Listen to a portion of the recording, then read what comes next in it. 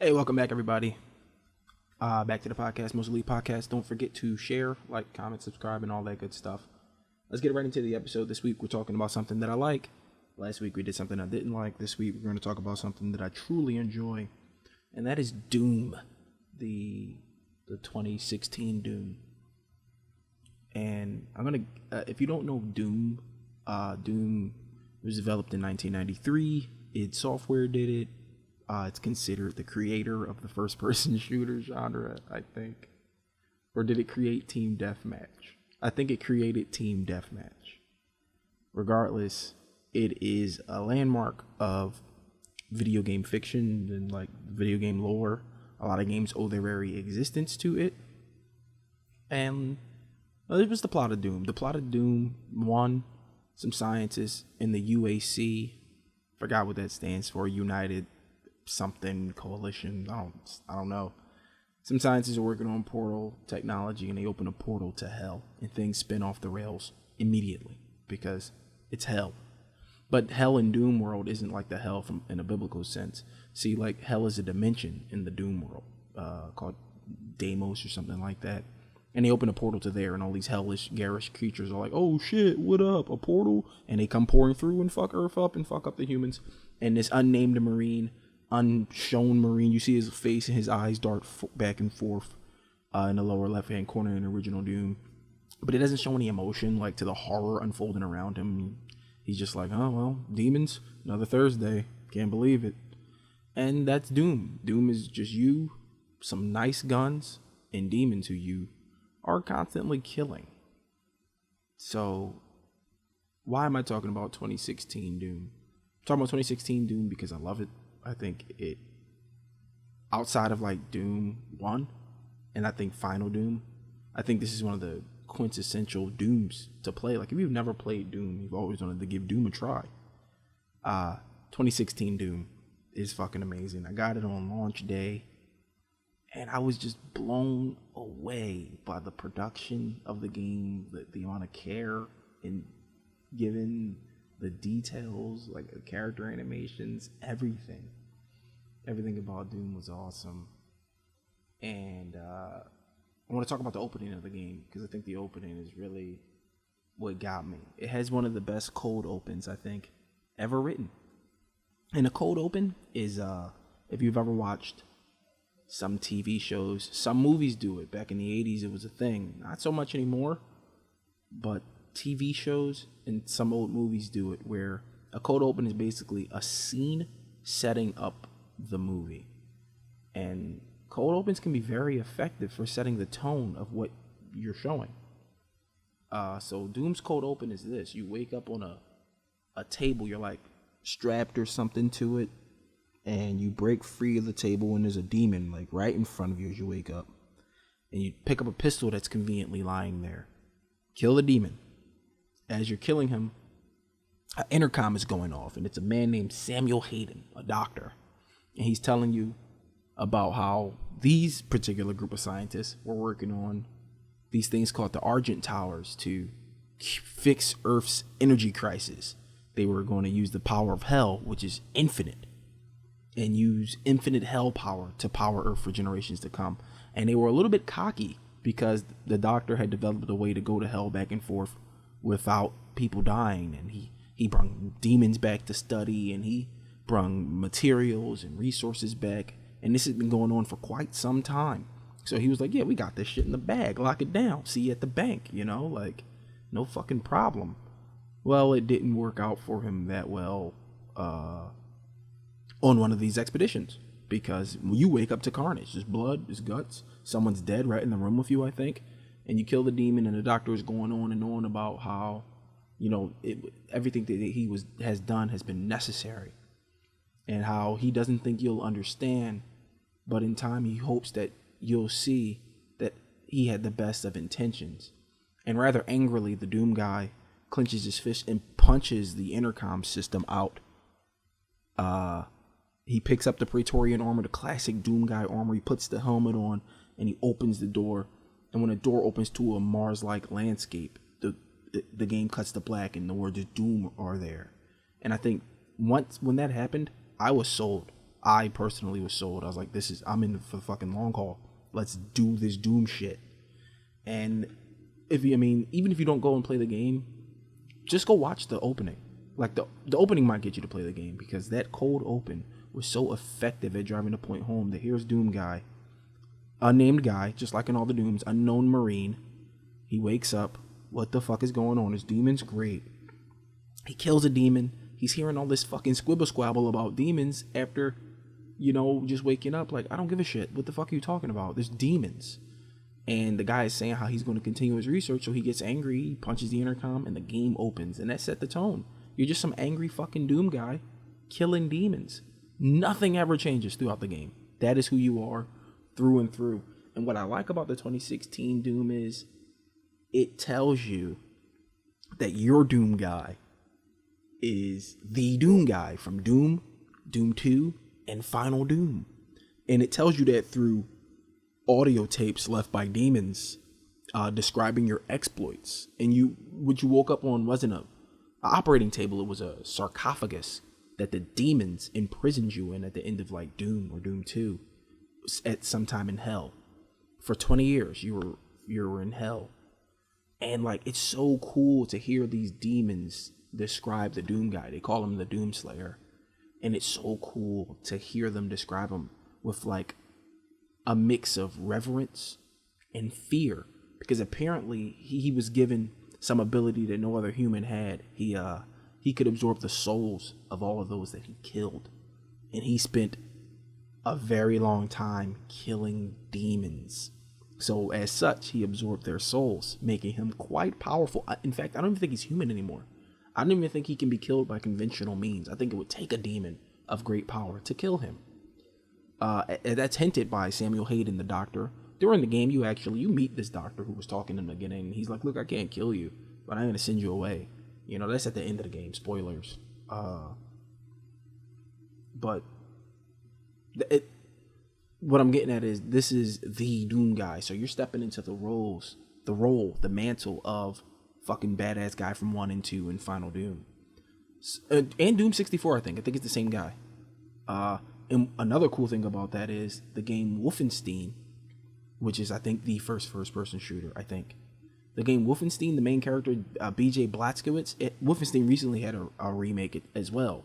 Wolfenstein, and then it had a sequel to that, Wolfenstein 2, The New Order, or something like that. And you play as B.J. Blazkowicz.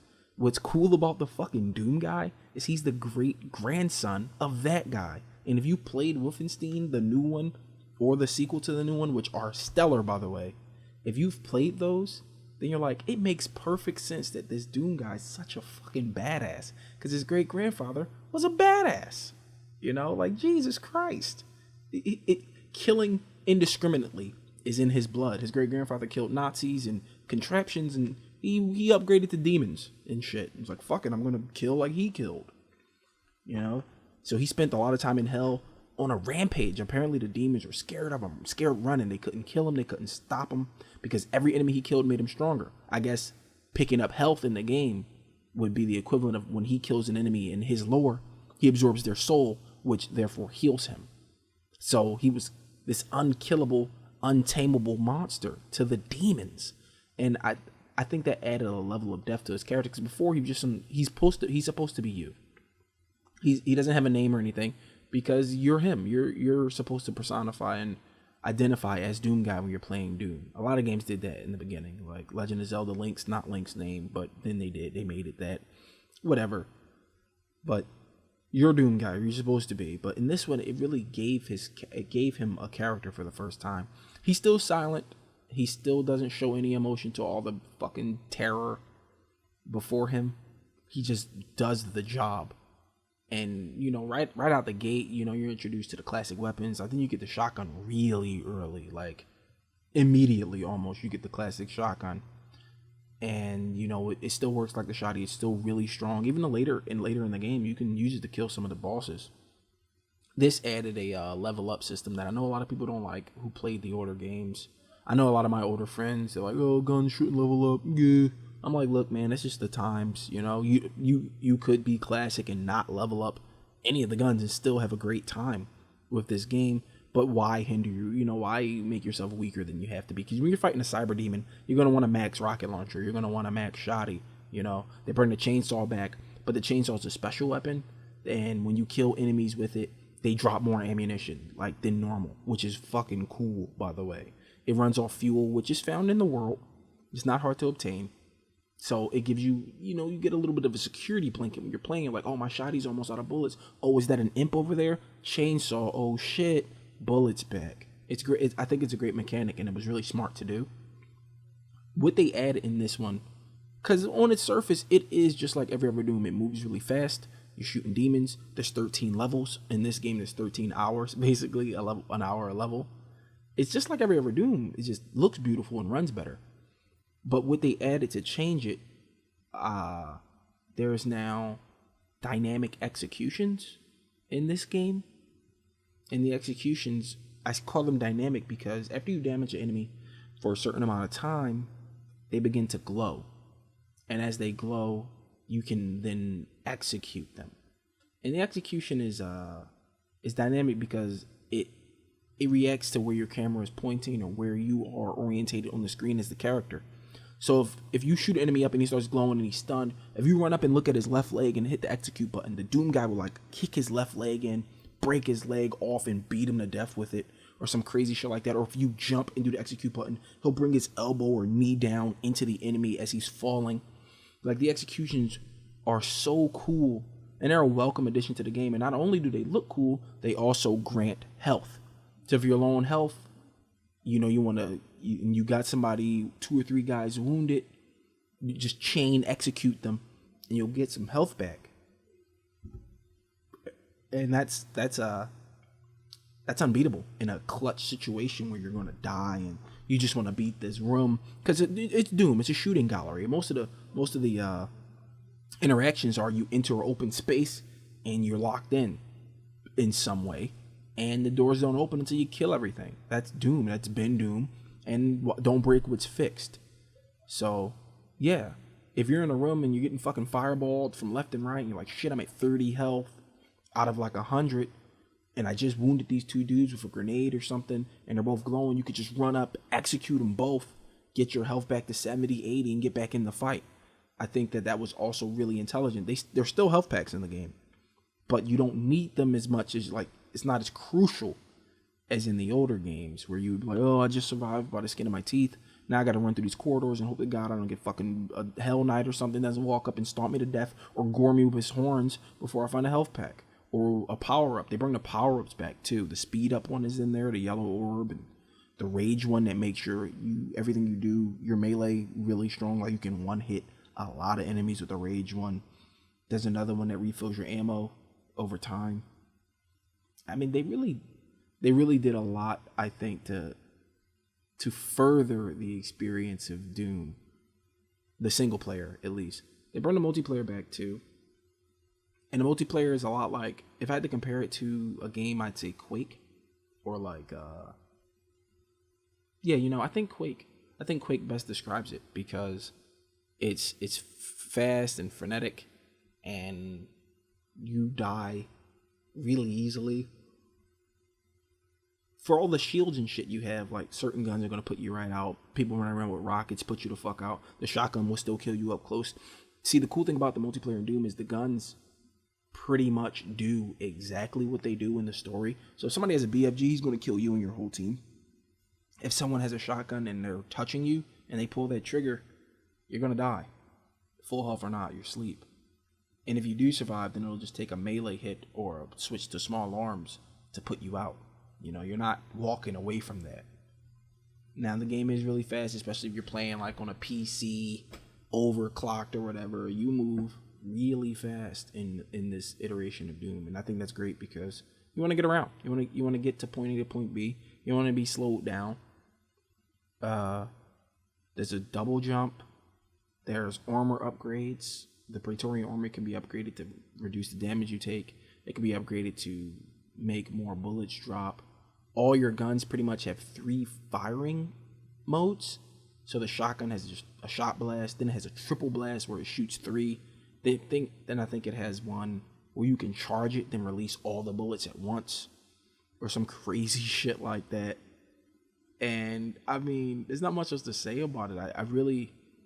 I think you should go and play it. And if you don't play this one, play 1. You play Doom 1. And then come back and play this one. Because you should play this one. They released it recently in VR called Doom VFR. And I think that stands for virtual fucking reality. Because you know how they are with Doom, the BFG, big fucking gun. So I can only assume that that's what it stands for, classically. Yeah. I mean, this Doom really, it didn't change anything. But the more things change, the more they stay the same, I guess. It made you faster, it gave you upgrades, and it added the executions. And that's about it, really. It didn't do much to the core gameplay of Doom because it didn't have to. Because Doom was already a solid game, and we just been waiting for a new one. Same thing with Wolfenstein. The new one's great, you know. Number 2 is great too. They're good games. I mean, and they focus on Wolfenstein especially. It doesn't have a multiplayer. It's just a single player experience. It doesn't need a multiplayer, I don't think. There's already enough multiplayer shooters on the market.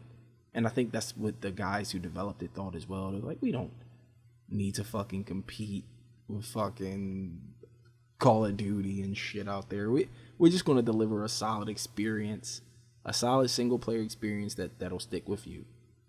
And that's what they did. And Doom, having invented Team Deathmatch, I apologize for yawning, having invented Team Deathmatch, it had an obligation, I think, to keep with the multiplayer, but clearly the focus was on the single player. Because that goddamn campaign is stellar. And, like, you really feel all powerful. Like, you go to hell a couple of times, like, throughout the game. You go back and forth. It wouldn't be Doom if you didn't go back and forth to hell. And you're in hell a lot in the game. There's secrets to find. I didn't get every achievement because I don't achievement hunt. I'm not an achievement hunter. I mean, I like the idea of achievements that you do yourself. Like, having a game make it an achievement, I think, devalues its worth. So I didn't really care too much for the achievements in the game. Like, I beat normal mode and I beat hard mode, and I was like, do I want to beat the extra hard mode and then the extra hard mode, or do I just want to stop here? So I started up the extra hard mode, and I get to the first shooting gallery room, and I'm getting fucking killed again and again. And I'm like, I'm just not good enough, you know? I'm not good enough to do it. And then, like, you look at the trophy screen, it's like, beat extra hard mode. And I'm like, I want to do this because I want to do it, you know? Not because the fucking game will say, yay, you did it. And then that's it. I don't get, like, you know, trophies. I feel like trophies, not to go on a tangent, but I feel like trophies would be better served if the points you amassed from earning trophies could buy you games. Like, if I had, like, 10 platinum trophies, I should be able to get, like, at least a discount on a game, new or old. And I think I would trophy hunt that way instead of fucking just because I'm a completionist. And I'm a completionist. Like, The Witcher 3, I pretty much did everything. Skyrim, I pretty much did everything. And as hard as that is to believe, I pretty much did everything in Skyrim. And I played it on a console, not the PC, so no mods. I just played the game. And you know, I don't know. But regardless, Doom, I didn't do the trophies because I don't care. That's the long and short of that is. I just played the stellar story, and there's a lot of segments in the game that are just ripped straight from a sci-fi movie. There's a betraying space captain. There's the Dr. Samuel Hayden. He's not in a human body. He's in like an android body because his body died of brain disease or some crazy shit, and he had his consciousness transferred to this body. It's the future, you know. Fuck it, it's the future. There's demons. Get over it. And everything about it just screams cool. The Flaming Heads make a return. The Cyber Demons make a return in a big way. Hell Knights are, of course, there. A lot of the demons have been revamped. The imps are there, and they're more annoying than they've ever been. So, I mean, everything about it's great. I don't want to drag it on. I just want you guys to go and play it, please, because it's fucking amazing. And I don't think you'll be disappointed. I mean, I know I certainly wasn't. I loved every single minute of it. And I was going to replay it over this week to get myself up and ready for this, but I just been so like busy with work and all this. I'm recording this right now, like from the road. I haven't even had time to go into the studio. I hope the audio is good. I was recording it from an iPhone. And iPhone's not even on. Like, there's no service. I just have an iPhone. I kind of use it as an iPod. So I hope it sounds good. Maybe this week I will get back to the studio and be able to actually do a full video. But for now, I'm just talking about Doom because I love it. And I've been wanting to play it again for some time. I have it on my hard drive. I just got to re-download it. And I think you should do the same. I think it's super cheap right now. Just go and get it at your local GameStop or whatever. And you will not be disappointed. When you rip your first demon in half, you know what I mean. Like, because the executions, they're brutal as fuck. Like Kratos brutal. Like he has no holds barred. I mean, if you spend 20 years in hell, fucking fighting demons, I think you learn their weak points. You know, you learn how to literally take them apart. And the Doom guy was like, yeah, I mean, I'm fucking Doom guy. Everything about the game is cool. Please go and buy it. That's all in this week's episode, guys. Next week, I'm probably going to do something really special if I can get my hands on a actual video camera. Because I had one, but it was for the company I work for, so I no longer have it. And it was such a good camera that I don't want to use one under the quality of that one anymore. But that one costs like $1,500. So I'm just like, ooh, I'm poor. So I don't know. Regardless, next week, if not something super cool, something super cool. You know, every video I do is super cool. I can admit that. I'm kind of vain. I think you guys care about my opinion. I know if I were a random stranger right now tuning in, I'd care about my opinion. I'd be like, damn, this guy just got an air about him, like wind chimes. What is that? You know? So yeah. Anyway, guys, thanks for tuning in this week. Next week, something else great. Have a good one.